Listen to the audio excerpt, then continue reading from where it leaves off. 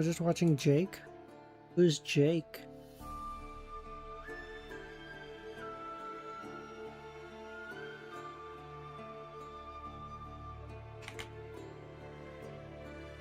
Milosh, how's it going, man? Long time no see. Olivia, no worries, man. Appreciate you popping by. Attention. Please. Drum roll for the audience. You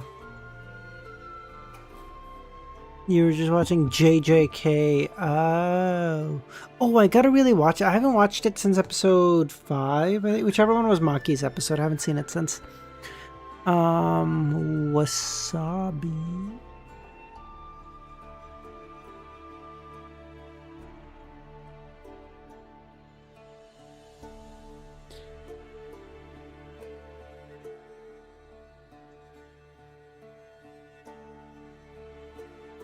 I got that. Pure luck. Let's go. So I think, wasn't that like 5? Was I? Watershed, Shamrock, Grasshopper, Statue of Liberty. Landmark. Milestone. Crossroads, Statue of Liberty. An important...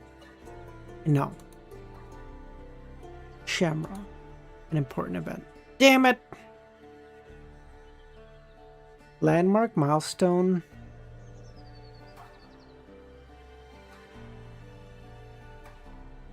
Fuck.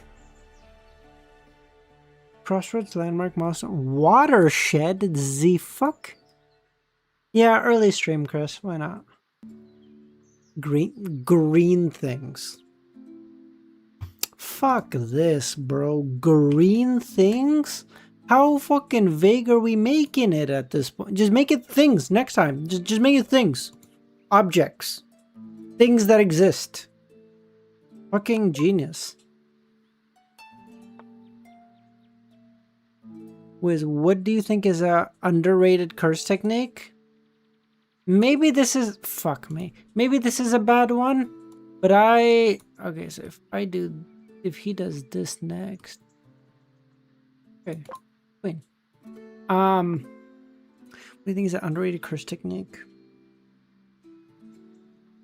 What's the green, fuck me. Green stuck in my head.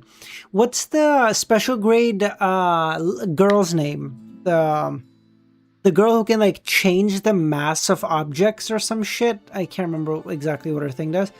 That, for how she should be so fucking strong. And she's so underutilized. I can't even like do, because her curse technique, if I'm remembering right, is like the ability to change a thing's mass at will, which is like, bro, that is some absolutely fucking broken shit.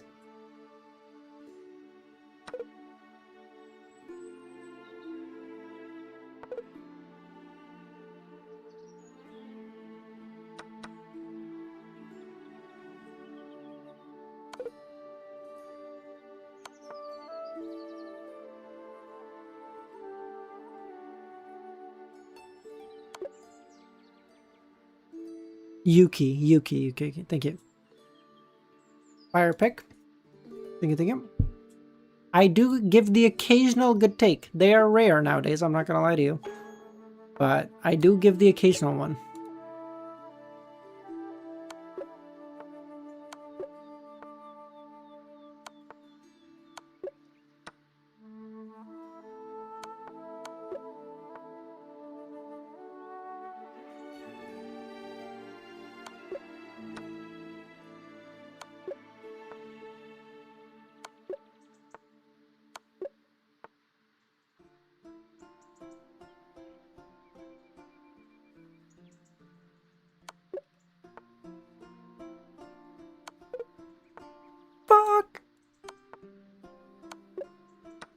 I think projection sorcery is like top 15.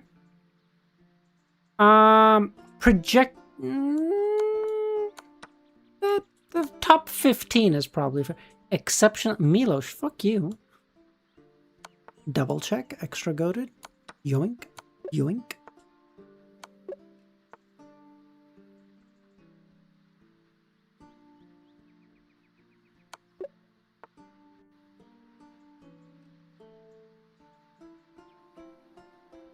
Here, no.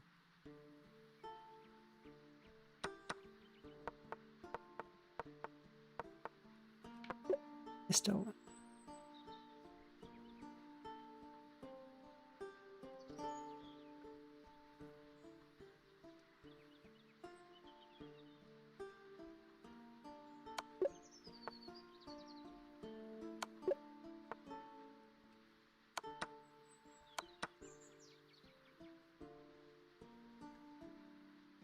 Can't do this. There is something to be done here, though.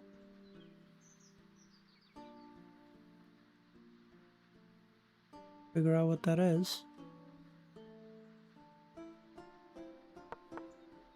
That was it.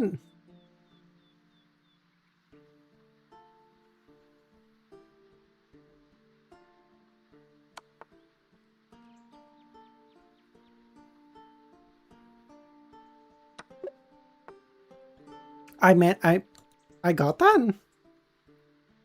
I surprise myself sometimes.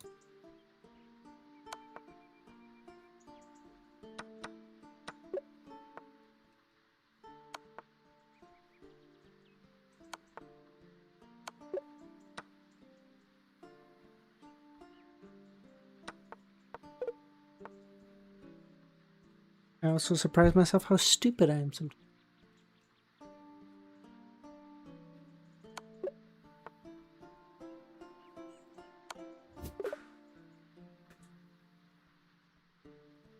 Hey, babe, second all time? Wait. Whatever. Okay. One quick chess game, then we go. I don't know if this timing is really good or really bad for people. I don't know.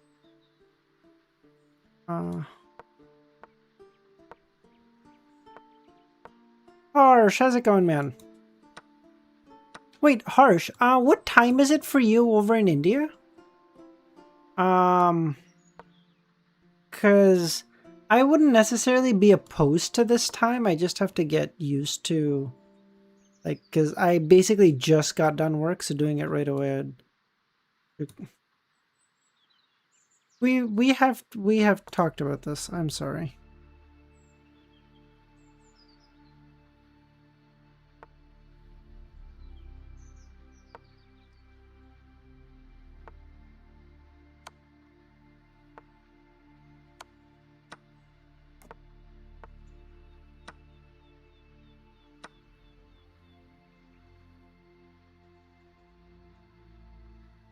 Probably the same as it is for you, 502.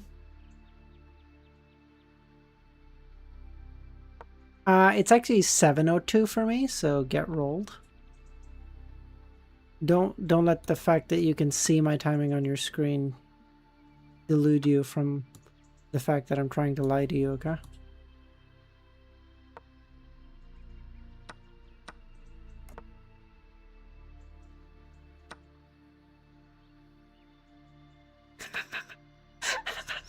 You just oh, that's so sad, dude.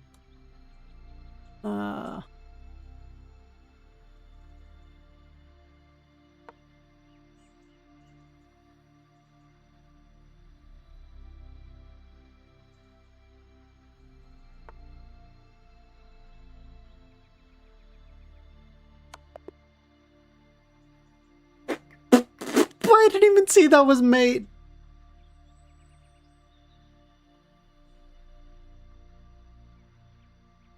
I didn't even see that was made. Oh my god, bro.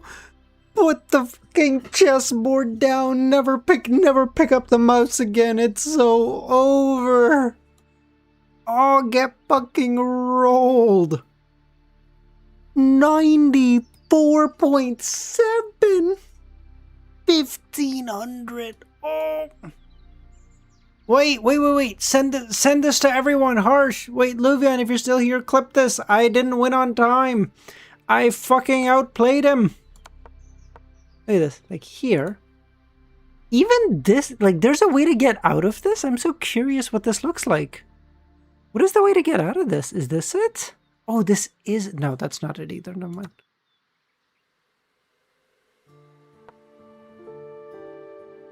No, that's not it. So what's his strat? What's the best thing to do here? No, Milos. What? I don't know what he does here.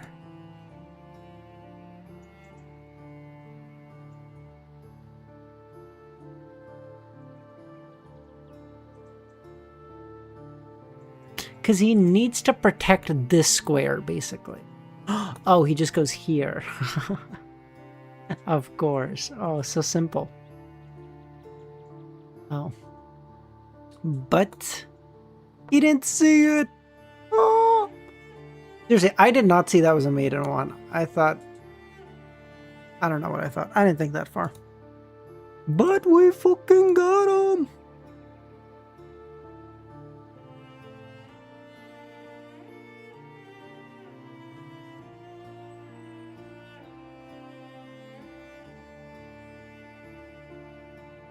$275.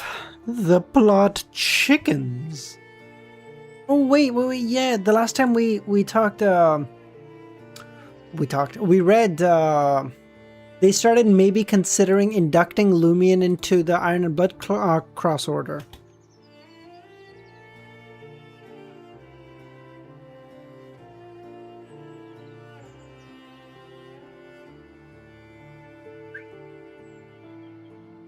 In the carriage, heading back to the market district, Lumion stared out the window, reflecting on Martin's action.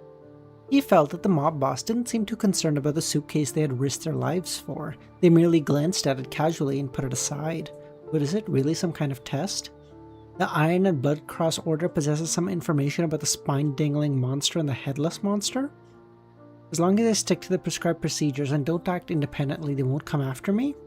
But the boss used to be a conspirer. Perhaps he just wanted us to see the suitcase, but he may not reveal his true intentions. Regardless, the only head traitor and the headless monster are real. What do they symbolize? Can I trust the words of the former? He disappeared for months, searching in the entrance to the Fourth Epoch Trier and experienced terrifying events. His body and head got separated, both gaining consciousness. When the boss said, "The demon is our friend and hell is someone else's," it felt like he was warning me not to trust others. Did he mention this because he was satisfied with my performance? Has he sent someone to secretly follow me and observe us? Or maybe Simon or Christo weren't really as scared as I thought. Since the boss didn't keep me here, the audit isn't over. Could someone be tailing me? Mr. K and his subordinates love doing this too. It'd be amusing if they ran into each other. In the carriage, Christo and Simon, who were utilizing Saul de Balbre's carriage to return, grew a bit uneasy as Lumion remained silent. "CL, what are you looking at?" Christo asked. "It's too cramped in here," Lumion sighed. Simon and Christo both exchanged glances, thinking that CL may be mocking them. After hesitating for a moment, Christo decided to speak his intentions. "CL, I wanted to use this opportunity to talk to you. I didn't fucking expect Simon to be here." "Son of a so? I was the one who suggested borrowing the carriage," Simon retorted. "CL, this mission has allowed me to reacquaint myself with you. Apart from the boss, you are the most intelligent, powerful, and calmest beyonder I have ever met." Ooth, how's it going, man? "The calmest? You haven't seen me when I'm impulsive," Lumion teased. "Is that so? I'm more intelligent than the Baron? Stronger than Franca?" Christo, at a loss for words there, said, well, what I mean is that in the future, when the boss assigns me a mission, I want your help to analyze and figure out what to do. I don't want to be flustered when facing a monster." "Oh, intel has come knocking on my door," Lumion smiled. "I don't mind helping, but aren't you afraid the boss will be angry if he finds out?" "If you keep quiet, and we do, the boss won't either." "My thoughts align with rats," Simon said. He didn't want to die either. "Alright, I can assist, but I can't guarantee I'll uncover the truth or find a way to avoid danger. Also, I may also make some small requests." "No problem," Christo said. Today's encounter alone wouldn't have pushed him to this state. He had just escaped the mirror people incident and his nerves were far on edge. Simon also expressed his agreement. Then he looked at Lumion and cursed softly.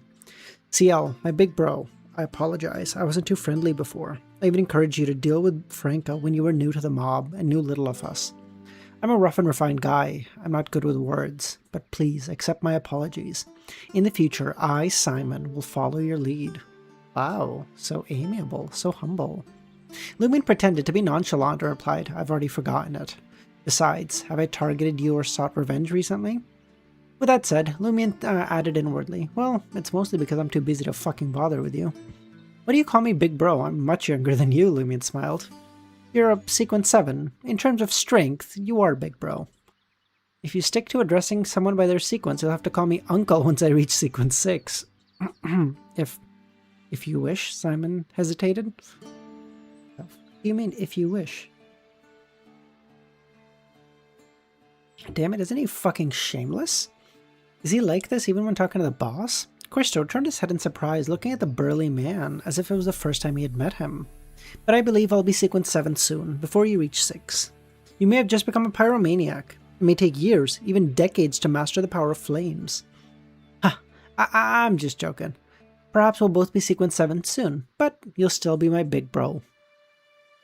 Upon hearing this, Lumion's mind wandered to the moment he had used invisible flames to burn Susanna to death, feeling the potion inside him had digested to a little extent.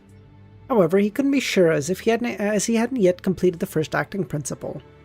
Combining past experiences and recent events in the market district, Lumion sensed that the first acting principle was close to being revealed, but just fell short. As a result, Lumion decided to postpone his plans to attend Mr. Fu's bishop preaching at the Lavany Dock. He felt it would be better to wait until he had passed the test and officially joined the Iron Blood Cross Order. About my psychiatric treatment tomorrow, should I go? I believe I'm in a pretty good place, but I'll need the two ladies to confirm. Yes, they always use psychological invisibility. Madame Justice is a true demigod. It's unlikely anyone can see her. As a hunter, it's normal for me to have interest in studying plants. After visiting the botanical garden, I'll have a coffee. No one could accuse me of a thing. However, before heading to the Mason Cafe, Lumion planned to spend 2 or 3 hours in a nearby botanical garden. Once the carriage stopped at the dance hall, Lumion went upstairs to enjoy a cup of coffee while listening to Simon and Christo leave. Around 4 p.m., he put on a dark, wide-brimmed hat and left the dance hall. His destination was Franca's place to discuss the mission and Martin's behavior. As Lumion strolled along, a thought struck him. If Boss isn't sending someone to watch my actions, he might think I'm having an affair with Franca. But as a Trieran, maybe he wouldn't mind. He said, damn, Trierans don't mind being cucked, right? Booth, okay, bro, how many times are you going to make the same joke? 1, 2, 3... 3 times so far? Might be 4. There might already be a rumor about Jenna and I. I'm going to Rue de Blue Blanche to find Jenna, not Franca. Lumion calmed himself and arrived at 3 Rue de Blue Blanche and knocked. Why are you here again? Franca said. Lost at cards, Lumion said, noticing a peculiar drawing on her face. Franca had mentioned playing cards with Jenna and her dancers, involving strange punishments. Jenna has been in a bad mood recently. I'm just trying to cheer her up, Franca said. In that case, I'll wait for you to finish, Lumion said.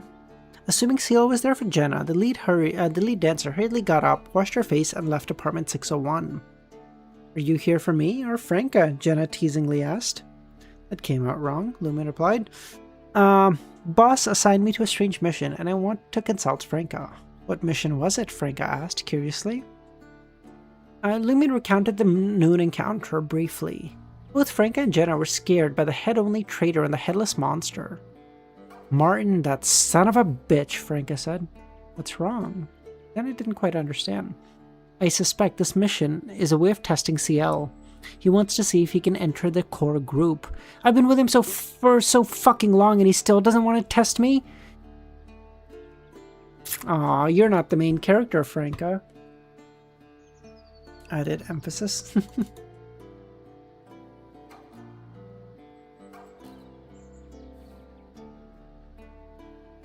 Who the fuck disappointed Susie?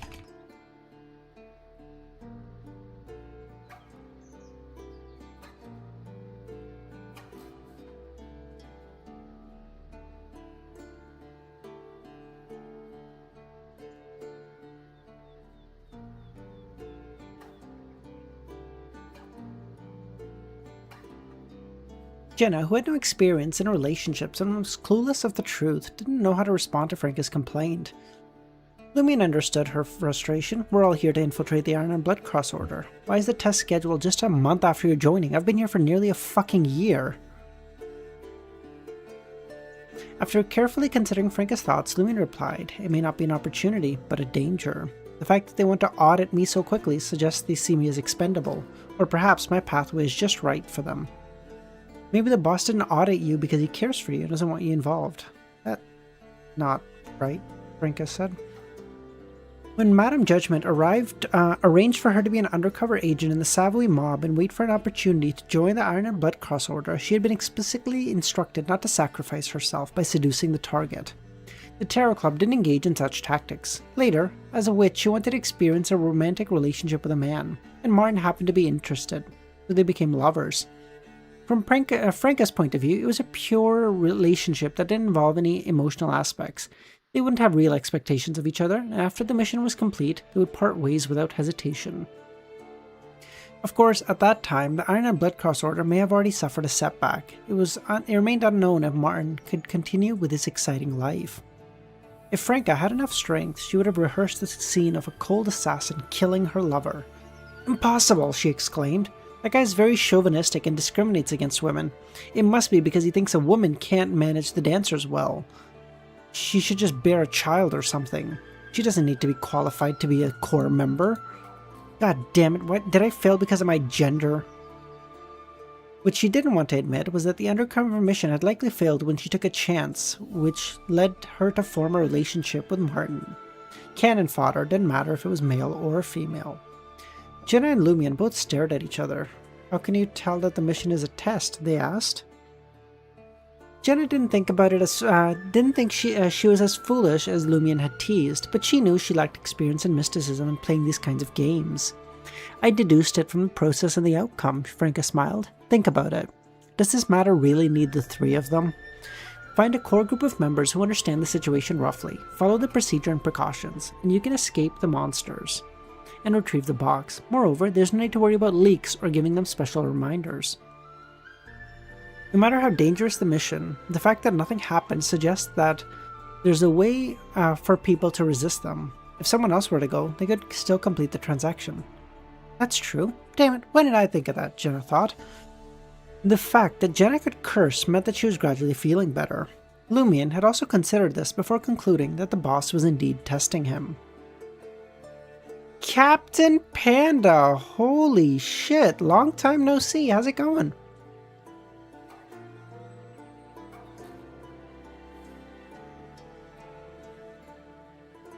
They lurked underground and were suspected to be related to the Fourth Epoch Trier.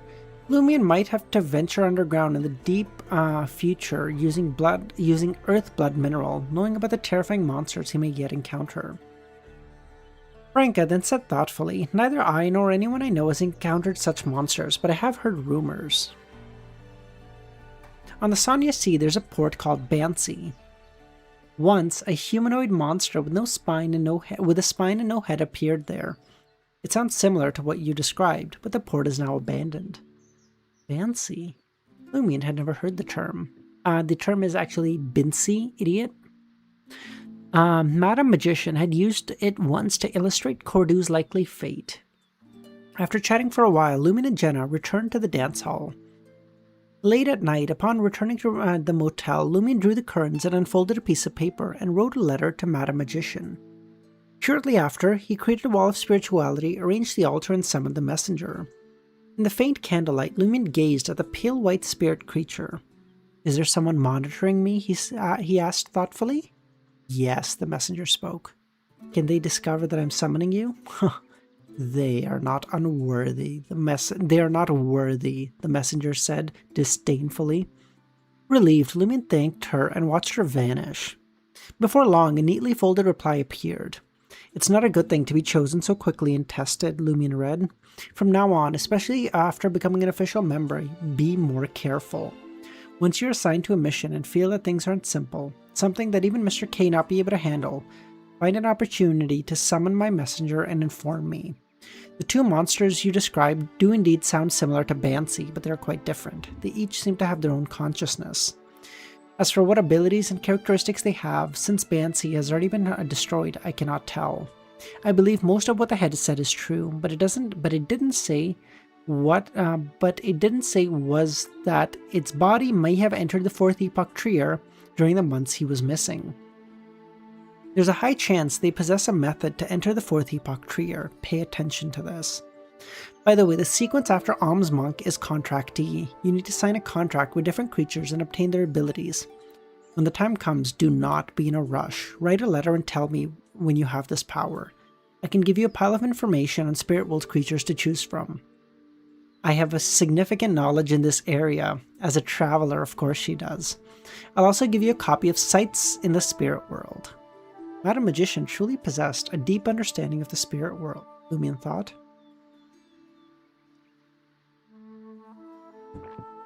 On a sunny Sunday afternoon, Lumion satisfied his hunger and hopped into a public carriage headed for Trier's Botanical Garden. After leisurely buying tickets, he strolled through the vibrant flora. He marveled at the sights of many plants he had only encountered in books, newspapers, and magazines. Around 3:30, he made his way to the cafe and settled in booth D, ordering a Ream espresso. Before long, he heard a gentle, familiar voice. "Good afternoon, Mr. Lee." "Good afternoon, Madame Susie," Lumion replied. "Your state is much better than before," Susie commented. "Perhaps it's due to my previous treatment that I've regained some strength. As the saying goes, what doesn't kill you makes you stronger." "I wonder if you're willing to share your experiences with me," Susie said. "Are you in the same organization as Madame Magician?" Lumion asked. "Yes," Susie confirmed. Relaxing, Lumion leaned back and began recounting.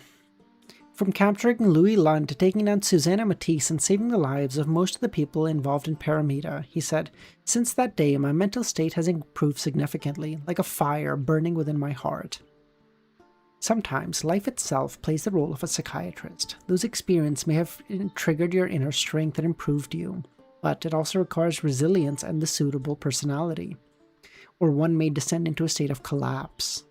And this vulnerability may be exploited by the angel within. Still, your remarkable progress has rendered the treatment plan I prepared for today useless. Aw, Lumion, you were supposed to be more fucking depressed, idiot. You're making Susie feel bad.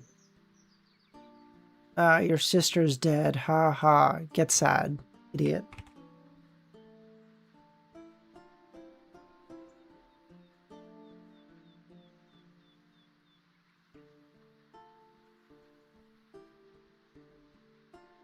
Susie's words elicited a chuckle from Lumion.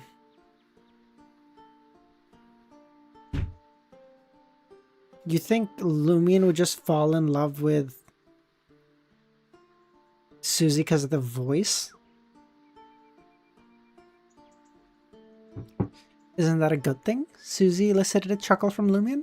It is. One of the happiest moments for every psychiatrist is to see their patient gradually emerge from their trauma.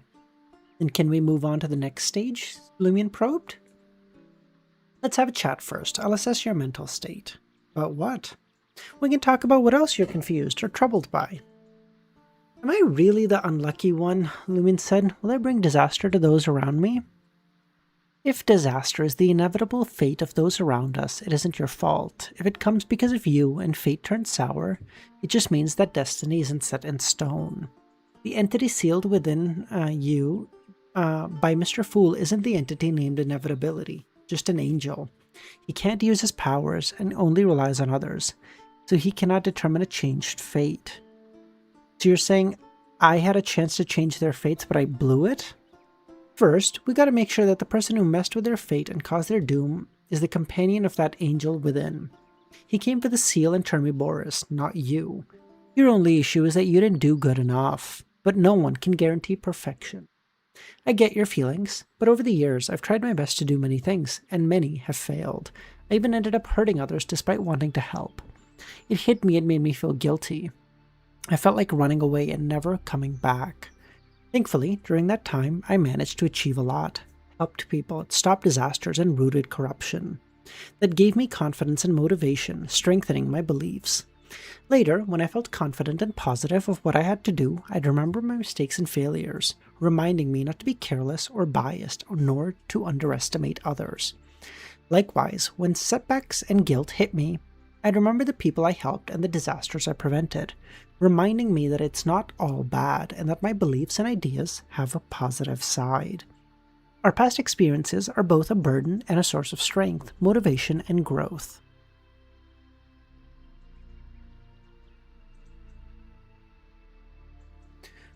Lumion listened intently, facing the guilt in his heart and not suppressing it anymore. Maybe some tragedies could have been avoided if I knew more. It is my problem, but I'm not the one causing the disaster. I just haven't done enough. I need to fix this. I must strive to improve and be better. I can save those I want to help, and bring disaster to those who harmed me. As these thoughts raced through his mind, Lumion recalled the peddlers, pedestrians, and tenants who had fallen from the Tree of Shadow. I feel much better now, he sighed. The person who helped turn me Boris and messed up my fate and the people around me couldn't have guessed that the pain he caused didn't break me. Instead, it led me to get excellent psychiatric help. I want to find him and thank him in person. That's why I keep telling Susie that psychiatric treatment is tricky and subtle. If you're not careful, it can lead to the opposite outcome. You just can't be fearless because you're a beyonder. Let me assure you of something. We can't assume the target's intentions solely based on their original image and goals. What do you mean? Many people are deceived because they always assume the other person remains the same, believing their personality and thoughts won't change. Take what you said. Have you considered another possibility? Perhaps the angel's companion may have deliberately thought those misfortunes not to make you collapse, but to awaken the power in your heart, allowing you to break free. How could that be? Just because I'm giving an example doesn't mean it's true, she smiled. But why is that impossible? Perhaps that person initially wanted to cooperate with the angel and use methods to influence him, and create an opportunity to escape, but he gradually realized this was an opportunity that could turn him into an angel. As he receives more boons and sees the angelic level door, he can extract the angel's power by controlling you, and devour him when he is weak. To increase the probability of success, he has to ensure that you are in a good state.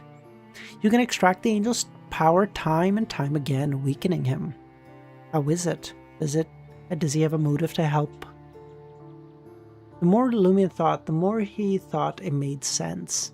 Is that person not afraid of angering inevitability? The powers from boons are definitely more influenced by the higher-ups.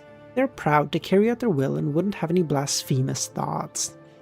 The being known as inevitability desires an obedient angel to descend upon the land. Whether it is Termiboris or another, I reckon he has no preference.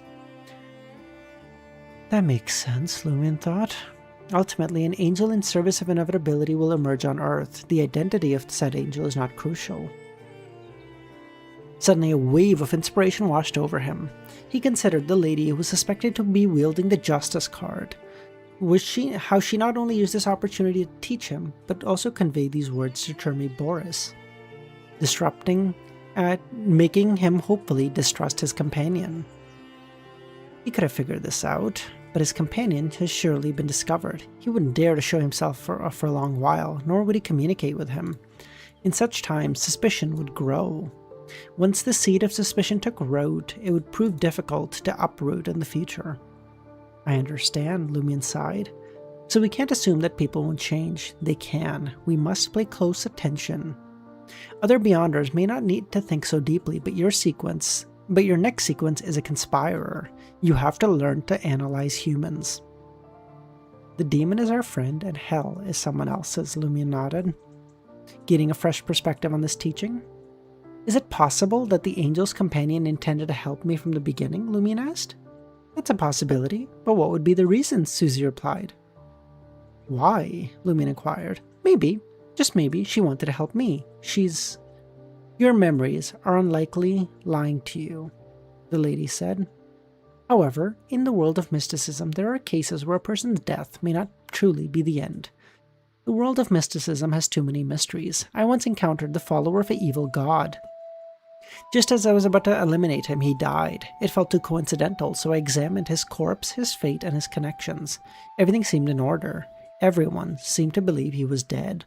Later, when I was eradicating a subsidiary branch of an evil god cult, I came across him. He had assumed a new identity, a new fate, and a new mystical connection. This time, he met his final end. From him, I learned the sequence name of an evil god pathway. Deceased. They can use death to escape their original fate.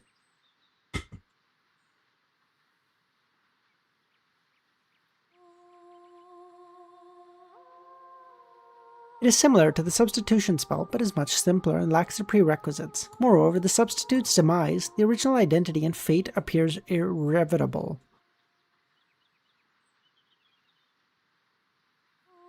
Oh, I'm sorry, you were gonna kill me? Wrong, I just killed myself. Checkmate. What is this fucking argument here? Squeeze me?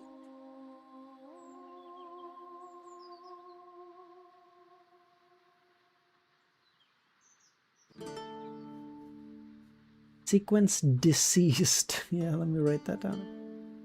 Jesus.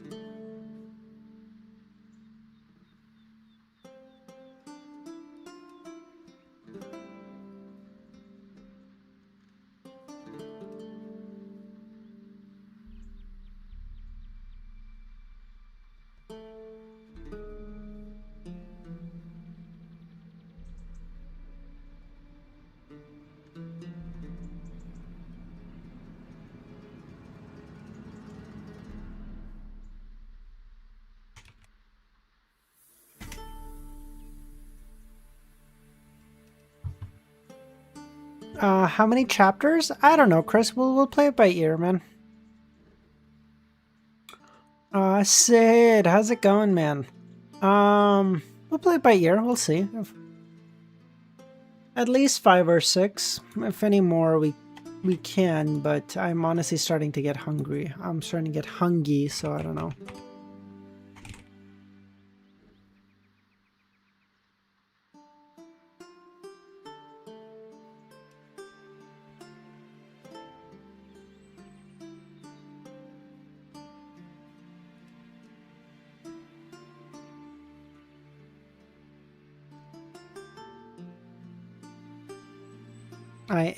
I am starving, Harsh. I'm very hungry. The lady, believed to hold a justice card, fell silent, and it was Susie who spoke up. Your mental state has improved significantly. Oh shit, Uth, you're oh yeah, Ramadan, yeah. Your mental state has improved significantly. If you'd like, I can guide you back to the dream to awaken those forgotten memories. No problem, Lumion leaned into the sofa. Unbeknownst to him, he dozed off, found himself in Cordoue. The events unfolded like an art exhibition. Just ate some blooming. Fuck you for saying that, I'm so hungry.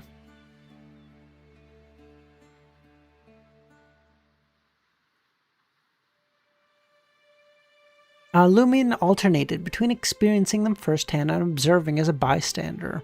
As the events progressed, the weather mirrored Lumion's mood, turning increasingly grey and devoid of sunlight. These memories confirmed Lumion's suspicions. An anomaly had been brewing in the village from May to June of last year. Initially, he didn't pay much attention, but by the end of the year, he realized there was much off.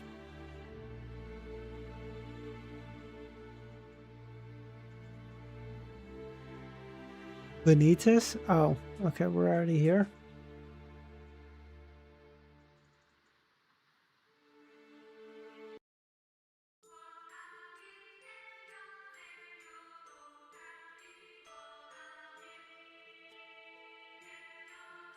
He discovered skeletons in Louis Lund's closet and extracted information from them. Wait, initially he didn't pay much attention to this, but by the end of the year, he had realized the seriousness of the issue. Aurora didn't take his concerns seriously, dismissing them. He later discovered skeletons.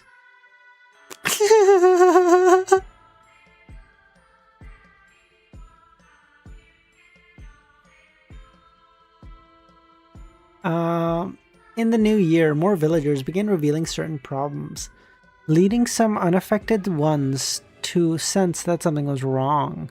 As a result, Ava, Raymond, Naroka, and the others were silenced. Wait, Kami, why did you ban him? Or sorry, time him out?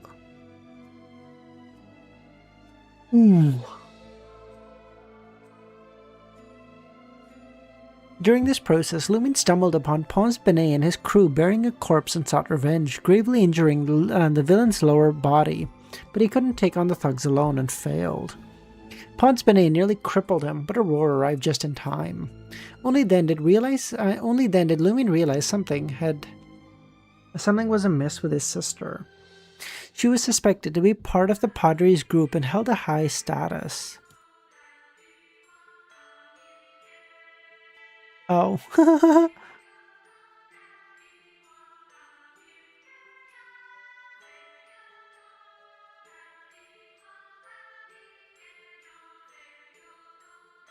She was suspected to be a part of the Padres group and held a high status.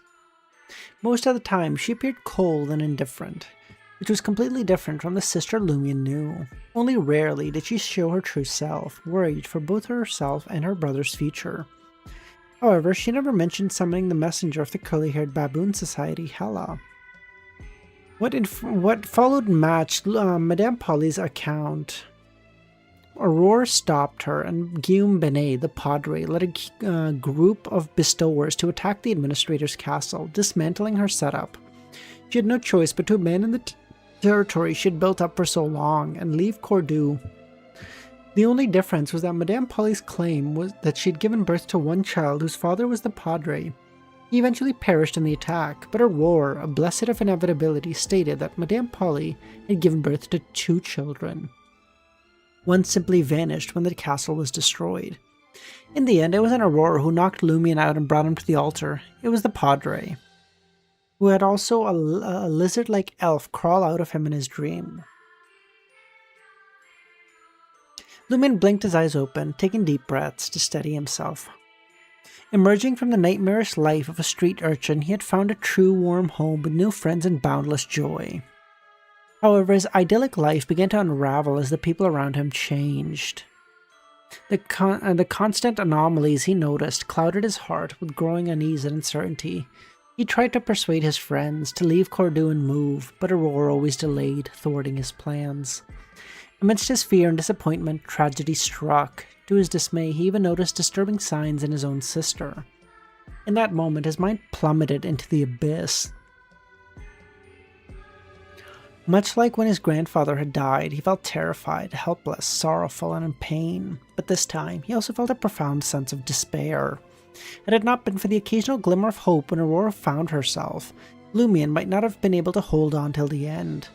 Even now, recollecting the past few months felt unbearable. It was as if he was trapped in a suffocating cage, surrounded by darkness, misery, and unable to escape. Taking a deep breath, Lumion gradually regained his composure and offered a bitter smile. As I suspected. He hadn't personally experienced the remaining pieces of the puzzle concerning the catastrophe. He needed to decipher the dream's symbol or find the Padre Guillaume Benet to obtain the requisite information.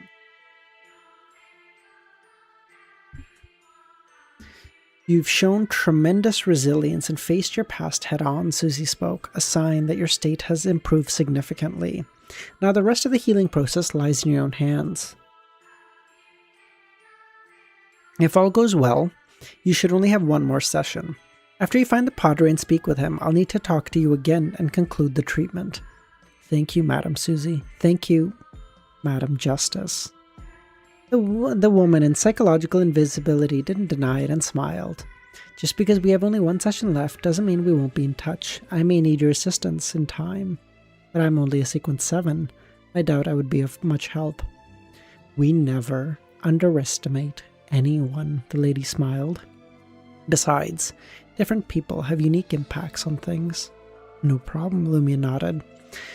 Ladies, after the Cordoue disaster, my sister pushed me away and instructed me to take note of her grimoire. Given your understanding, What might be hidden in our what might be hidden in our notebook, and where could it be? Aurora wouldn't have intentionally left any messages or clues. If there were, she would have told you directly or hinted at it. Lumion nodded, accepting her explanation. I believe there may be something in her notebook that Aurora once considered normal, but later suspected something was amiss. So identifying such a thing through superficial observation alone would be quite difficult.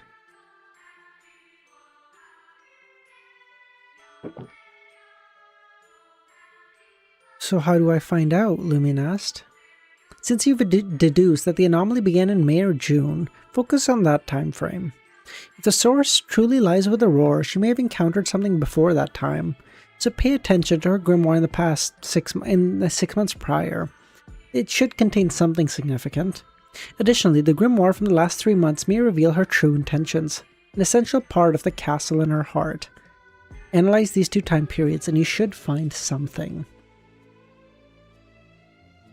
As Aurora's grimoire spanned over 5 years, narrowing it down to certain times gave him a considerable help. If he were to focus solely on those two periods, his workload would be decreased by 90%. Thank you. After their discussion, the treatment came to an official close. Lumion finished the remaining espresso and left the cafe. In Trier, dark clouds gathered to the northwest in the distance, while raindrops cascaded like threads. To the southeast, the lady remained azure. What? To the southeast, the sky remained azure. Azure? I don't know how you would pronounce that word. I've read that word, but I've never actually said it aloud, so I don't actually know how that would be pronounced. Let's attend a gathering, Franca said to Jenna. Whose? Jenna asked. A mysticism, idiot. Now that you've digested your potion, you should consider advancing. Attending gatherings, gathering materials and information. It is a compulsory task for all Beyonders. Advancing? Jenna was bewildered. An important figure once told me that the number of evil god believers will increase in the foreseeable future. If you wish to protect those you care of, you must progress step by step on the path of the divine. Okay, Jenna said. Then let's go, Franca smiled. Should we invite CL? He also probably needs to. Franca's expression froze. Damn, this bitch always talking about CL. She's gotta be fucking him. That's what Franca's thinking. That's what I'm thinking too. We just don't see it. They're lying to us, the little shits.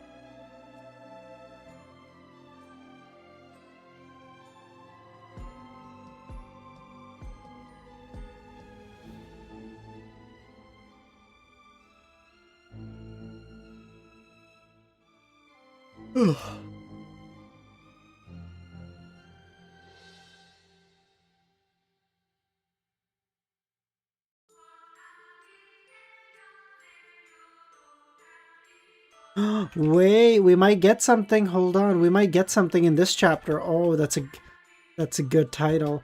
Oh, we might get something. Oh, cloister.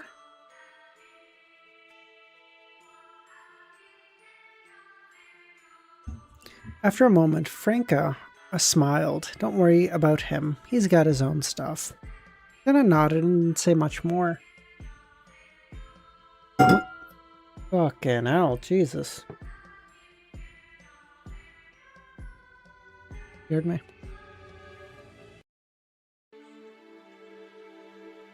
With disguises, masks, and makeup, they left and made their way to Avenue de Marche, hopping on a subway. Their destination was Quartier 9. They arrived at the world's largest and most vibrant arcade. To make up for the dimness of the stained glasses, the new kerosene lamps on the street burned brightly, emitting dazzling white light. They were called draft lamps that utilized the heat they generated to turn kerosene into steam. Happy tips. I'm drinking fucking water. Do you think this is tequila?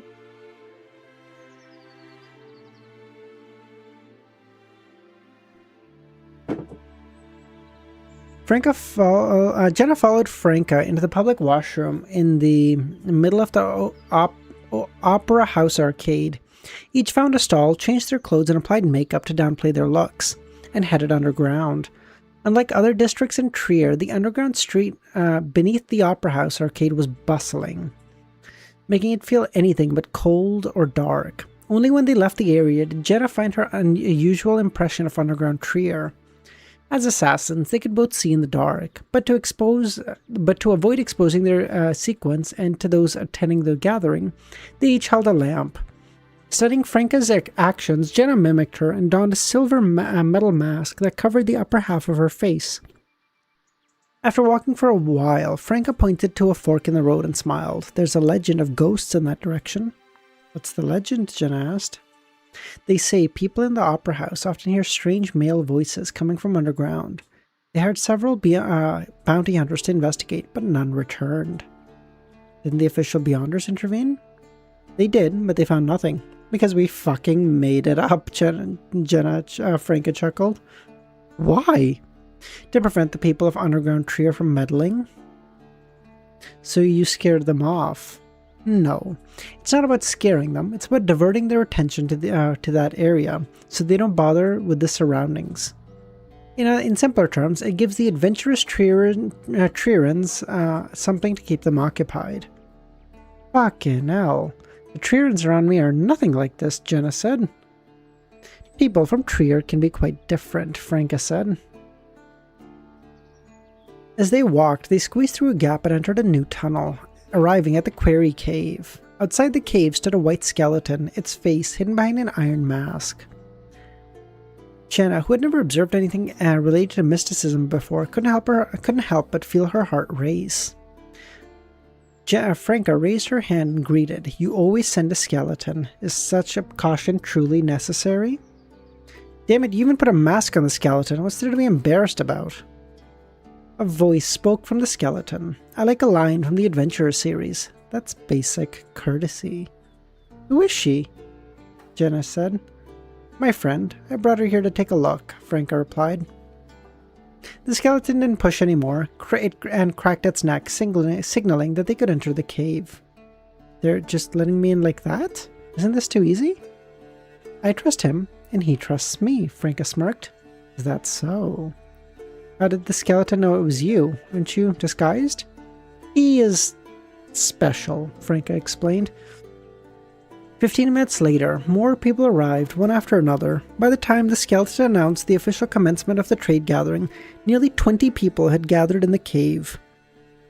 Jenna observed with curiosity each transaction occurring, absorbing new terms as Franca whispered occasionally. During this process, she couldn't help but be shocked by the prices of formulas, items, weapons, and ingredients. Even the cheapest one were an entire week's salary, and the expensive ones, she felt no hope of them in her life. The last third of the trade focused entirely on commissions. Jenna sat straight up, hoping to find one that could earn her a lot of money. A man spoke. "I have a mission worth 20,000 Vril d'Or."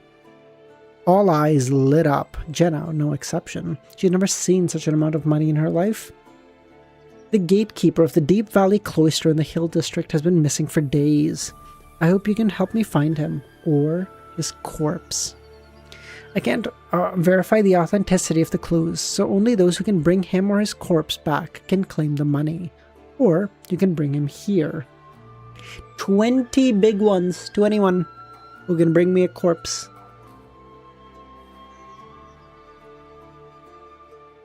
The Deep Valley Cloister belonged to I might actually be drunk, what the fuck?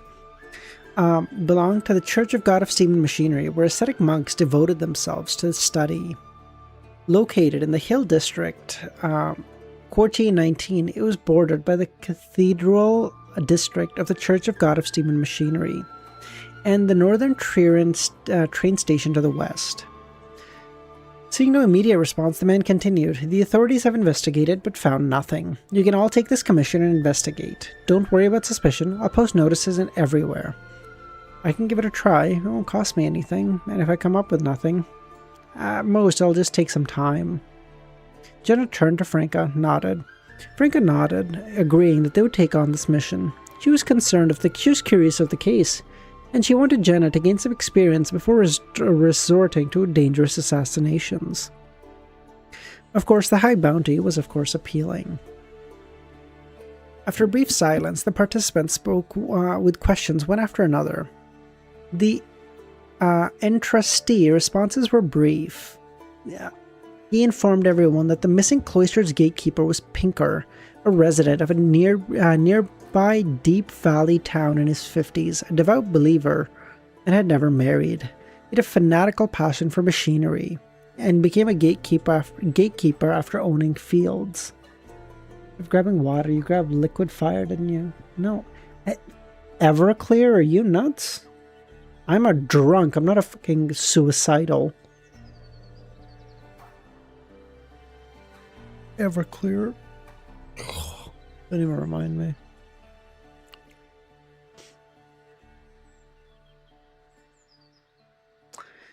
He returned home once a week, spending one day each time. One night, while the monks were testing a steam contraption, they spotted Pinker standing at the edge of the doorkeeper's hut watching with interest, but by the next morning, he was gone. A few nights later, Lumion sat at the bar of the dance hall, savoring his favorite absinthe and watching Janet sing and dance. "Boss, the big boss is here," Louis said. "He's waiting for you." Boss came personally? Without saying a word, he downed the rest of his liquid, sat up, and headed up the stairs. At that moment, Martin stood by a nearby window. "I have expressed my admiration for you more than once, haven't I?" the boss smiled. "Indeed. Thank you, boss," Lumia nodded. "Are you interested in joining my circle? This will allow you to come into contact with more Beyonders, powers, and resources." Is that all for the audit? Lumion wondered, not hiding his puzzlement. What's the price? The price is that you may encounter more danger and have to follow orders. But as long as you do, you will progress rapidly. Within just a few years, you can take my position. I don't have a problem with that. Lumion pretended to hesitate for a moment. Before that, I need you to undergo a test. Go to 13 Avenue de Marche now and stay there until sunrise. 13 Avenue de Marche. Asta Truel, the secret suppliant, considered it to be the most dangerous place in the market district, a burned down building that had yet to be demolished. Alright, that's 5 chapters.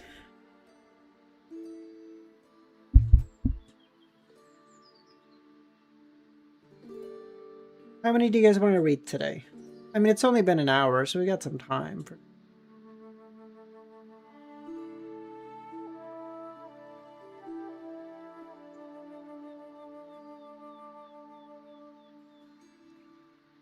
You want me to read 11 chapters, Chris?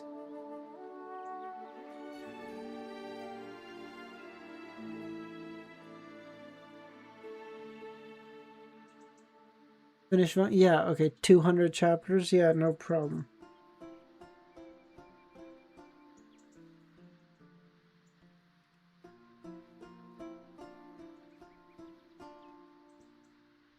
Bro, it's my fucking hydro company. Don't blame me. How is it my fault?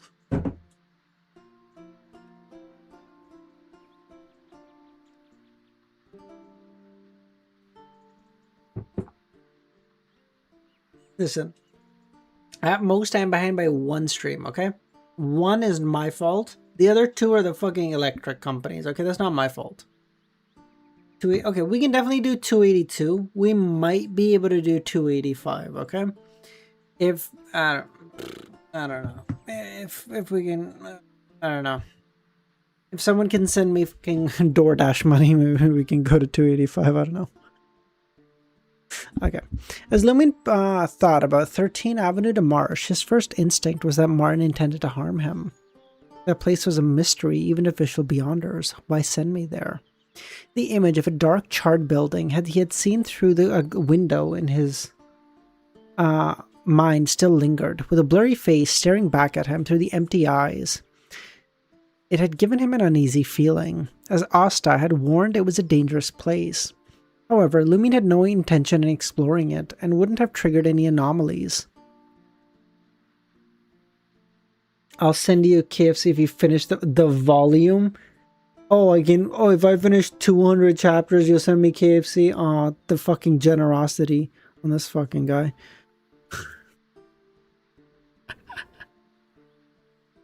Where am I? Amidst his thoughts, Lumin dismissed the idea that Martin would set him up to do him harm. As a member of the Iron and Blood Cross Order, a powerful Beyonder like Sequence 5 or 6 at minimum, Martin had other, more direct methods of dealing with him. The charred building stood close to Rue de Bleu Blanche. Each time he passed it, while going to his safe house, he would see vagrants seeking refuge from the rain. He had never witnessed any official Beyonders or police scooting them away, nor heard of any fatalities there. For 3 reasons, Lumin considered the building perilous. First, Ostertrul had told him so. Second, its existence remained intact, as if something prevented demolition. And third, with the mystery prying glasses, it had left a certain feeling. Finish COI today. Oh my god, dude, harsh. Are you I don't have a fucking hat on, or I'd take the hat off for even saying that. Combining all these signs, Lumin I couldn't help but think there was indeed a problem, and it wasn't trivial, though it shouldn't be triggered.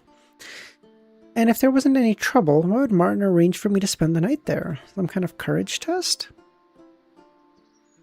Lumin stared at Martin, showing concern and suspicion.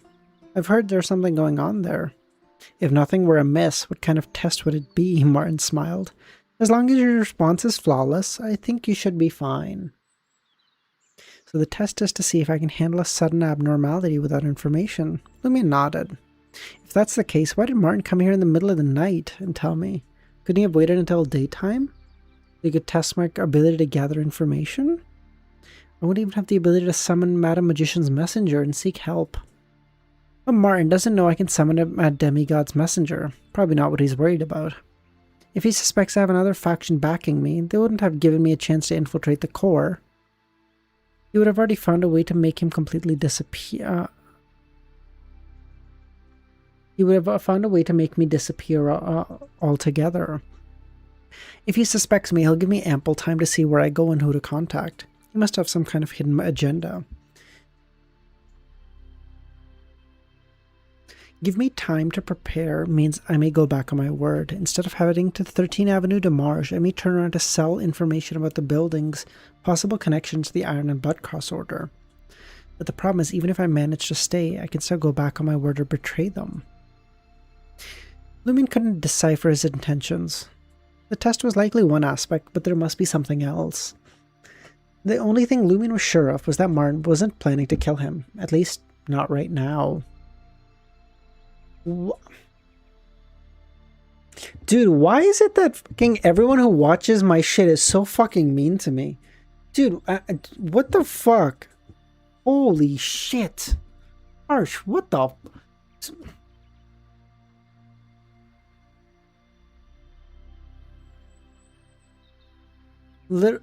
Literally, all 3 of you. Fuck you guys. Fuck you. Okay, we're ending stream now. Go fuck yourself. With various thoughts racing through his mind, Lumin made up his mind. Okay, I'll go now. Excellent. If you'd agreed too quickly, it would have disappointed me. One of the most crucial traits of those who join us is the ability to think. Or I would have just purchased a few steam robots. Are you suggesting that Franca is smart, but not very much so? She thinks, but not holistically? I'm looking forward to experiencing the core you've described, boss, Lumin said. Martin turned around and prepared to leave. Don't reveal this to anyone, not even those sleeping with you like Jenna. Alright. He had to share this with Jenna and Franca, but the 2 of them have been busy investigating the disappearance of the Deep Valley Cloister gatekeeper. After leaving the dance hall, Lumin touched his chest. He drew a triangular symbol as if praying to the god of steam and machinery.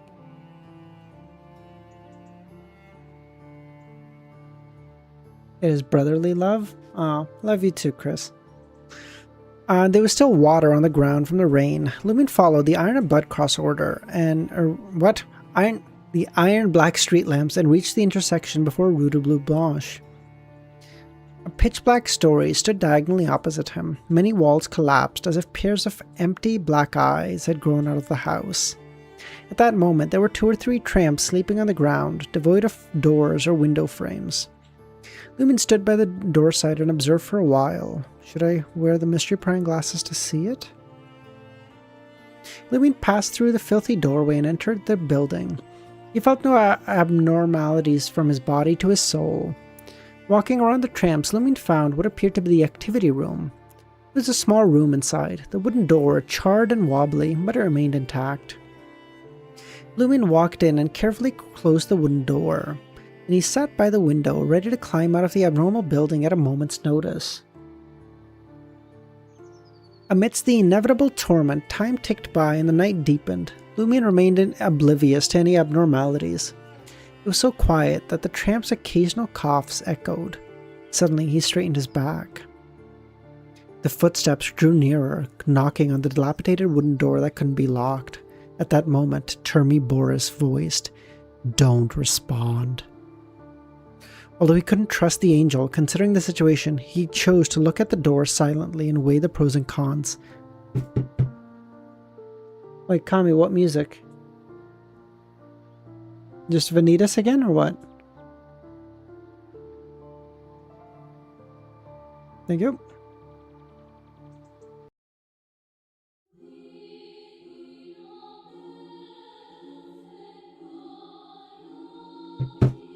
The knocks on the door echoed once again.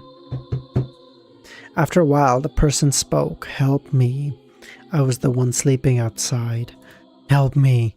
A murderer has barged in." Fabrication's absurd. Lumin didn't respond, acting as though there was no one in the room. The voice grew more and more intense, but the pace slowed. He's here. He's gonna kill me. You're next." Lumin heard a dull thud. A thud, as if someone had fallen to the ground. Then a heavy object outside the door was slowly dragged away. Before long, a bone-chilling, cutting sound filled the room, followed by gnawing and chewing. An image appeared in Lumin's mind. A shadowy figure squatted on the ground, dividing a human corpse with an axe and other items, occasionally picking up an arm to bite. After a while, the similar commotion vanished. There was another knock. "If you don't open, I'll come in myself." It was the person who had asked for help earlier. "As long as I don't respond, they won't be able to open the door?" "The door is clearly unlocked and was burned. It's so fragile, but they don't open it." It doesn't have the ability to open a door? Does it require a response? As these thoughts raced through his mind, Lumin gained a deeper understanding of the situation. "I am not lying." Amidst the knocking, the man spoke. "I really will. Open the door and come in. I'll give you another 10 seconds. Lumin scoffed, feeling certain. He wanted to mock the other party in his heart and to tell it that if it could open the door to do it, but he was worried that would be considered a response. 3 more knocks separated by a long pause. Then he saw the door pull back, revealing a dark crack. It was opening. Talk that shit, Lumin. Talk that shit, bitch.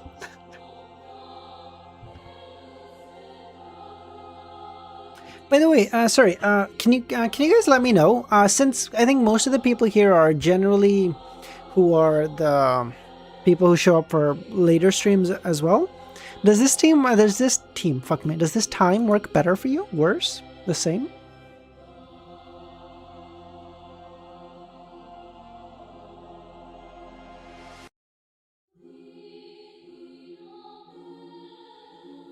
Oh, I didn't change it last time. Oof.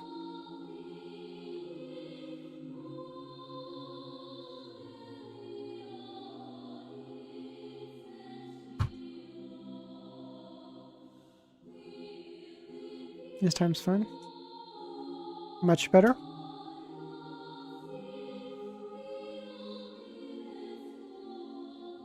Better for me too? Okay. But I'm fine either way. Okay. Because this is like right, like I finished work an hour ago, so this is like right after work. But like if this works better for people and like we, well I guess 2 hours ago now because I've been streaming for an hour, but if this works better and like, you know, if it works okay for most of the people who show up for regular stream, but then, you know, there's other people who can join at this time, that's like a win across the board, right? Okay, give me 2 minutes. I'm just gonna run to the washroom, okay? I'll be right back. Nope, that's the wrong one.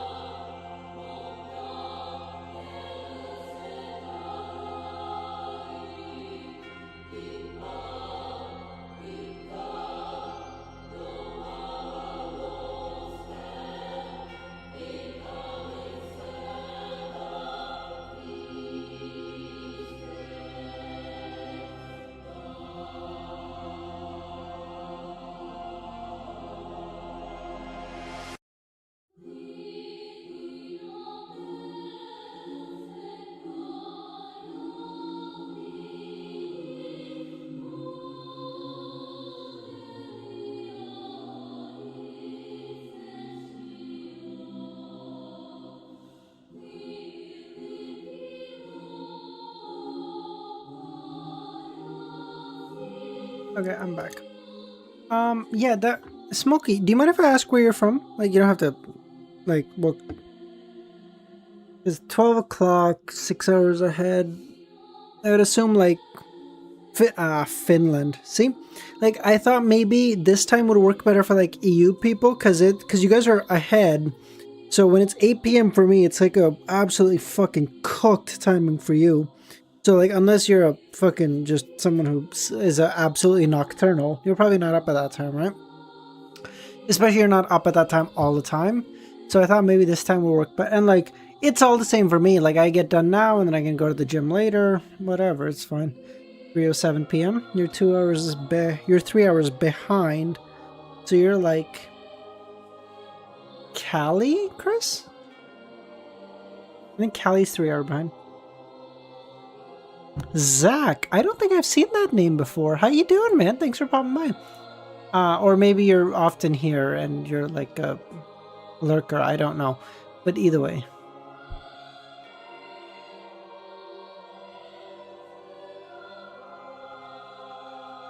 Callie? Okay, let's keep going. Wait, can I switch music? No, I can't. We're in the middle of a fucking fight, idiot. Okay. As the charred, decrepit wood creaked so slowly, Lumion felt a shiver down his spine, like ice water trickling over his scalp. Guess it wasn't impossible to open the door. Oh, I'm so fucked. Good to have you, man. Thank you. If I could just open the door, why the fuck did it talk so much? Just get on with it. As Lumion had become a pyromaniac and experienced various dangerous situations, his heart couldn't help but race at this moment. It felt like a steam locomotive hurtling on the tracks in Pillowwood. If he weren't worried about Martin and other members of the Iron Butt Cross Order, he would have set up an altar then and there, summoning Madam Magician's messenger, or directly praying to the Fool. Instinctively, Lumion prepared to summon fire ravens and create a cloak, readying himself for battle. But Chermy Boris's warning echoed, "Do not respond." This was different from just not opening the door. Lumion couldn't shake the feeling that something was going on. Why would the creature knock on the door, threaten him, and open it itself? So he restrained himself and stared at the door like a statue? The wooden door continued to swing open, and the dark gap gradually widened enough for a person to pass through, but there was nothing outside. The room, far from the window, was engulfed in darkness. Where was the monster? Lumion's first instinct was to activate his spirit vision, but he held back, afraid it would count as a response. His wobbly door came to a halt, and nothing emerged. No shapes, just silence. Lumion remained motionless, sitting on the door, gazing in that direction. The whole situation was so bizarre. He couldn't even target an enemy. Silence took over and time seemed to stand still. Suddenly, a drop of liquid fell from the ceiling, landing in front of Lumion. His eyelids twitched, and under the crimson moonlight, he saw it was bright red. Blood. Blood dripped, gradually staining a large area red. Lumion couldn't shake the unease. Another droplet landed on Lumion's cheek. It was cold, sticky, and silky. It didn't seem like human blood, but it wasn't tainted by darkness. The pungent smell of blood filled Lumion's nostrils, making him want to roll to the side, stand up, and leap out the window. "Don't respond," he recalled. Lumion took a deep breath, allowing the viscous that smelled like blood to hit his face and head.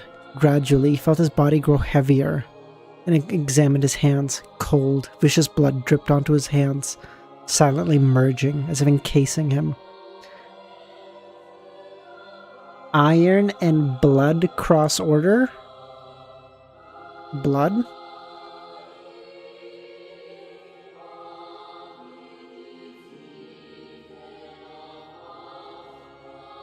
Instinctively, he thought about reaching into his pocket and pulling out Mr. K's finger. He wanted the Aurora Order Oracle, skilled in blood magic, to help him. "Don't respond," Chermy Boris echoed again. Lumion managed to regain control of himself, but he could feel his body growing heavier, his breathing becoming labored. Slowly, the blood began to seep into his skin as if it had a life of its own, determined to enter his body and consume him. As the blood infiltrated, his thoughts grew hazy and a violent surge of tendencies flooded his mind. The urge to kill and burn everything, this place, Trier, the entire world. Fuck, couldn't Chermy Boris be using this opportunity to deceive me and use the power to take control and escape? Despite wanting to resist and break free, Lumion couldn't shake the feeling there was something mystical about the abnormality and the creature's persistence in knocking and talking. If he hadn't harbored those suspicions, he wouldn't have trusted Chermy Boris, an enemy rather than a friend. He wouldn't have endured till now. His head felt heavy and his thoughts became chaotic, a grinding sound echoing in his ears, and his body seemed to ache from pain, as if he was becoming a statue. Suddenly, Lumion's consciousness withdrew, as if his spirit had separated from his body. He watched himself sitting in the window, covered in blood, with his eyes strangely empty. In front of him squatted a charred figure, brandishing a bloodied axe and hacking at his thighs. Lumion realized what was amiss. He looked down and saw his body remained whole. He was still sitting by the shattered window, but the scene he witnessed was no longer the crumbling charred wooden door. Instead, he saw a reflection of his surroundings and his own dismemberment. Compared to the severed legs and bones, the most striking aspect was his empty eyes. After a daze, the horrifying bloody vision disappeared. He knew it wasn't an illusion, because he felt it had surfaced from water. If I had responded, what would have happened? Would the scene I saw become real? Would that response have established a connection, allowing those illusory creatures to materialize? Chermy Boris, you are remarkable. Indeed, a worthy angel even sealed. The abnormality here is considered minor, Chermy Boris spoke. Fucking minor? If you hadn't told me not to respond, I wouldn't have been determined enough. Something could have happened. Martin, he fucking really wants me dead. You won't die, Chermy Boris spoke. The abnormality will transform you, leading your thoughts to become fanatical. Like being conquered, both physically and mentally. So whatever is here, it has to be something from the Hunter pathway. Maybe this is like a thing that the Iron and Blood Cross Order did themselves. Because conquered, that's like a... Conquered is the Hunter pathway, you know, the Red Priest, the fucking, you know, lead the world into battle and in a fucking global chaos or whatever, right? And then blood is like their whole shenaniganery is blood, so... Sounds kinky. Me in particular? No, I'm very vanilla, actually. Why, you want to try something, Smokey? Martin wanted me to stay here overnight so this anomaly could control me.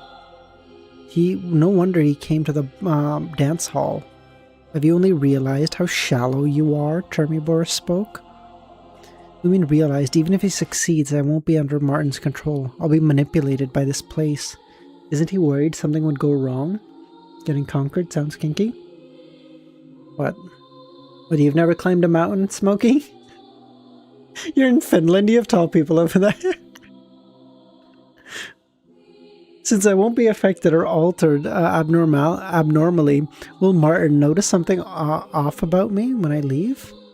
If such a level of corruption was easily detectable, Martin and his allies would have been eliminated by the official Beyonders long ago. Unless the source of the corruption provides direct information, they can't tell you're affected. Lumin realized the truth in Termibor's words. Martin and the others were already corrupted. I mean, if Sharon was doing the conquer... Harsh, I'm with you there 100%, brother. Sharon can conquer all she likes, baby. Let's go.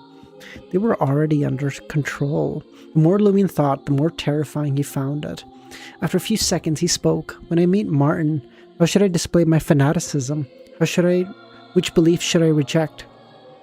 Show fanaticism towards war and chaos and reject the belief of other deities. Considering the intensity of the abnormality, shouldn't everyone who enters and stay be corrupted?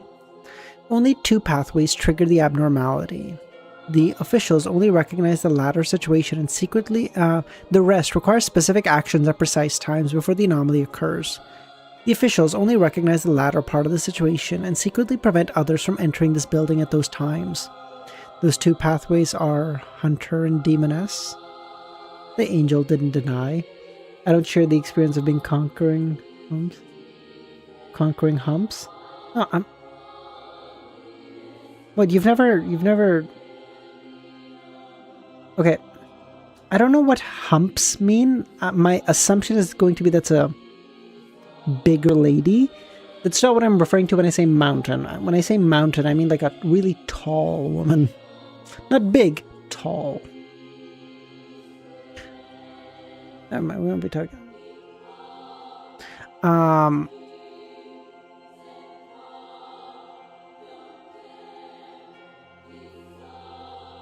In the following hours... Wait, as Lumin recalled the entire incident, he could not but smile.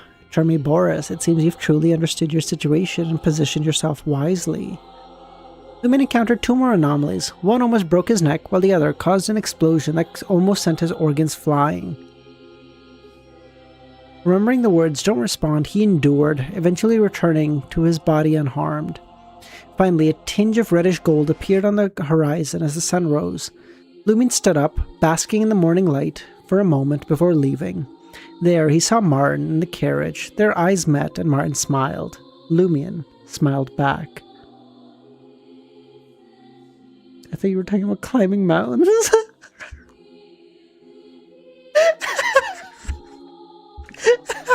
You're not a very good Frenchman, Kami. I thought you were talking about fucking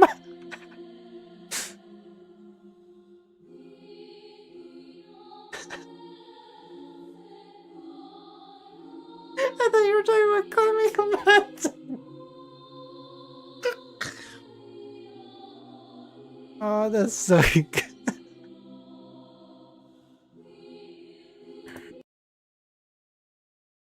French and innocent, I know. How does this even happen? Alright, since I did not get...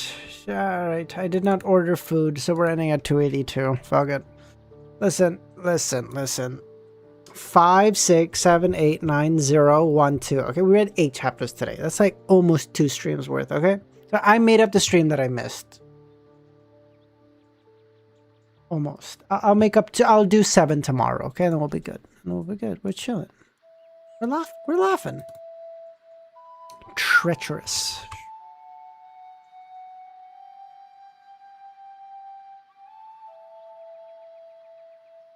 Guess which kind of mounds you meant. I'll stream tomorrow. That's fine. I'll stream tomorrow. All good.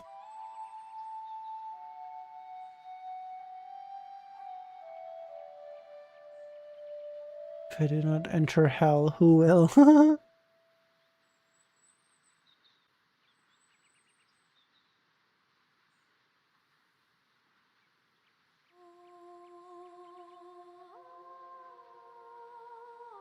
But will you? The power disagrees. Bro. Alright. I need Sal to come back, bro. He's been missing for too long. I haven't paid my electric bill. This is cooked.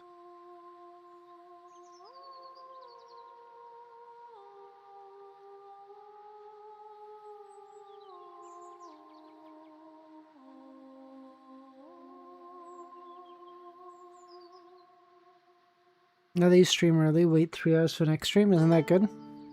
But isn't that good? You get some time in between, Kami? Martin stepped out of the carriage and embraced Lumion. From now on, we are true brothers, Martin said. True brothers? Can I inherit your estate if you die? Lumion thought. You're still my boss, Lumion said. He thought that while it may have been over the top, the gesture didn't feel insincere or out of place. In the future, when there's no one around, you can call me Co-Sir? What does Co mean? Co-Sir. Lumion found the title a little strange. The Iron and Butt Cross Order was an organization, not an army. Martin didn't offer any explanation and just smiled. Come to 11 Rue de Fontaine at 8 o'clock tonight. That is where your initiation will take place. Rest now. Commanding officer. I see. Okay.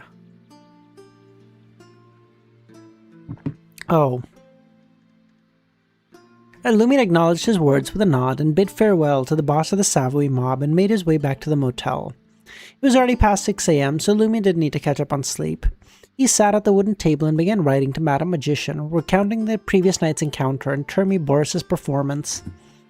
Although Lumion couldn't avoid the abnormality, he needed to explain the situation to Mr. K convincingly, without revealing that he possessed the Fool's Seal and an angel. After folding the letter, Lumion set up a ritual and summoned the messenger. The messenger lowered his head and nodded with satisfaction. Someone is still monitoring you, she warned. Huh? I didn't even notice. Lumion prided himself on being a skilled hunter with good anti-tracking abilities, yet he had completely failed to notice. Mr. K's subordinates? No, if Miss Messenger felt the need to warn me, it couldn't be the Aurora Order. The monitor sent by Martin might still be lurking? I've let my guard down. It's made me vulnerable. God damn, Lumion realized. If he hadn't pretended to be exhausted from sleep deprivation and torture, drawing the curtains to sleep would have been an obvious red flag. It would definitely set off some suspicion amongst the monitors. Really? Would it? They'd be like, yeah, it makes sense that this motherfucker hasn't slept in the corruption, so he's probably taking a nap. Makes sense. At the same time, Lumion was grateful that Madame Magician's messenger was powerful enough to detect them. As a secret, he received a reply promptly and read it carefully. As a secret organization with a history spanning 2 or 3 centuries, the Iron and Blood Cross Order doesn't recruit members so readily. The fact that they're allowing new members to be corrupted goes against the test I know of. It appears the Iron and Blood Cross Order has gone through some negative changes. Don't rush to uncover the reason quite yet. Take it step by step and focus on protecting yourself. When Termy Boris offered help and warned you, it was likely that he didn't want you to be corrupted or die. That would have an impact on him.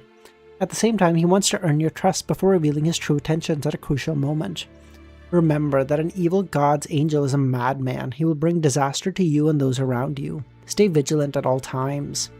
Use him to your advantage and guard against him. As for Mr. K, it is quite simple. Explain that you recited the entity's honorific name at a crucial moment and you miraculously remained untainted. Don't worry about him verifying. Devout believers wouldn't do such thing. Besides, even the entity himself may not be certain if he responded. What? Lumion felt bewildered. How could the entity not know? In that instant, he recalled something he had once been told. If he used anything other than the 3-line honorific names to pray to Mr. Fool, she couldn't guarantee that the response would be from that great being. Something similar to that, I guess? For the past few days, he had been meticulously combing through Aurora's grimoire, copying everything from the highlighted 2 periods that Madame Justice pointed out. He planned to show them to Madame Hella when the opportunity arose. Franca already read through the corresponding contents and found nothing suspicious. The only issue was that the beginning of the year, if you had to join a secret organization, which would it be? Tarot Club and Orthodox churches don't count. Secret organizations. That's actually a good point. Hold on. Let me pull up my notes.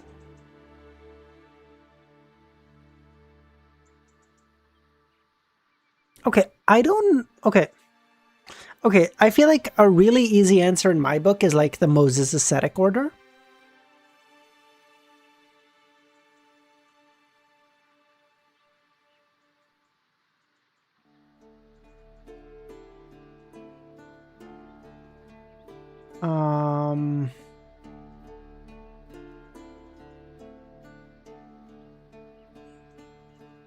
The true creator can't tell if he answered why is that was? I don't know.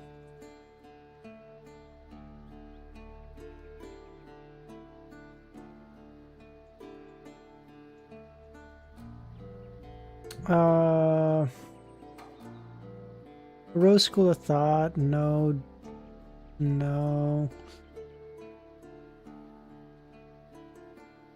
Great answer?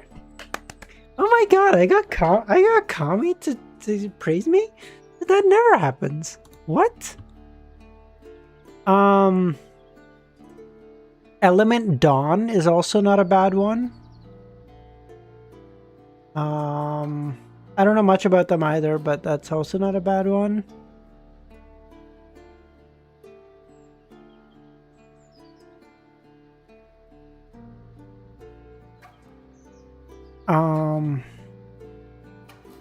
A crimson flame engulfed the letter, turning into ash in Lumion's hand. He lay down and pretended to sleep, but his mind was busy contemplating many things. The most important thing to him was that the next month deadline set by the prophecy spell was approaching. Guillaume Benet would appear somewhere in Quartier de la Princesse Rouge. In the Hill District, Franca, dressed as a typical bounty hunter with a fake mustache and top hat. There's no clues. Jenna was disguised in a white shirt, brown vest, dark pants, and black boots. She had altered her features slightly to look more ordinary. As they gazed at the iron-black building, it felt more like a special factory than a church of God of steam and machinery. At that moment, white smoke billowed from the chimneys. It's mainly because those monks don't want to interact with outsiders, Jenna replied.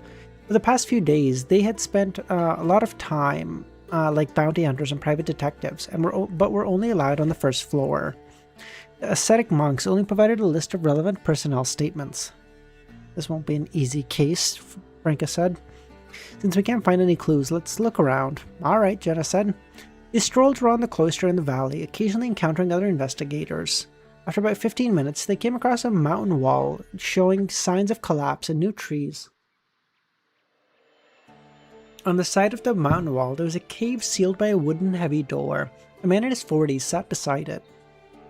He flipped through old newspapers and comic strips, casually chuckling. What is this place? Franca asked. This is the entrance to the Deep Valley Quarry, the man said. I'm a gatekeeper. Why is there a door? Why is it locked? Jenna asked. This place is abandoned and could collapse at any moment.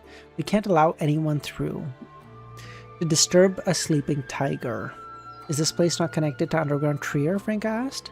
It is on the verge of complete collapse. How could it be? I'm gonna lose my job soon. You want some work? I'll pay you to have some fun with me. Just once, he said to Jenna. You trearants, Franca muttered and shook her head. Jenna responded with her usual catchphrase, rejecting the proposition. 8 p.m. Lumion followed Martin's butler, Faustino, across the garden and through the hall as they reached a windowless room. Inside was a dining hall. Lumion glanced around and noticed 3 rows of dishes neatly arranged. The first row held various utensils, the second cups and bottles, and the third prepared dishes and unlit candles. The setup was meticulously symmetrical, forming 3 parallel lines. Alright, ladies and gentlemen, we will end it there.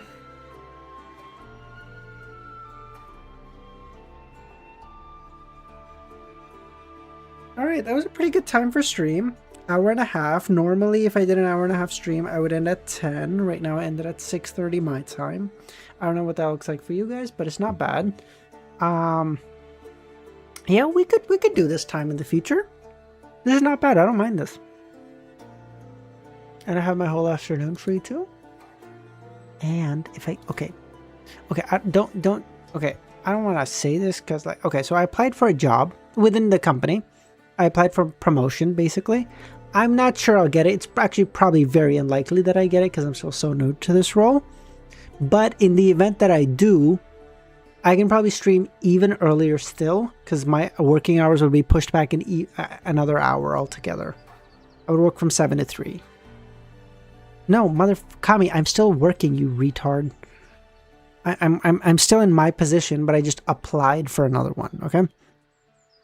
If I get the job, I would be working 7 to 3. Well, reality, I wouldn't really have any set timings. I could work anytime between, I could start work anytime between 7 and 10. It's just up to me.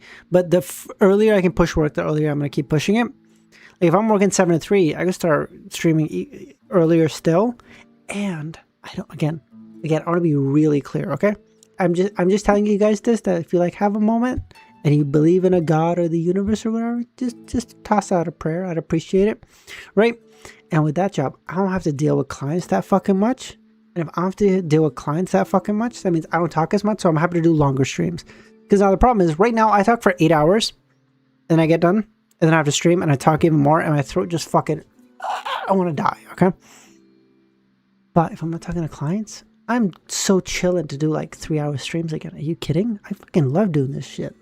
But right now, like I literally talking, every word I'm saying hurts. Because I've been talking since 8 a.m. and it's 6:30 p.m. It's so cooked.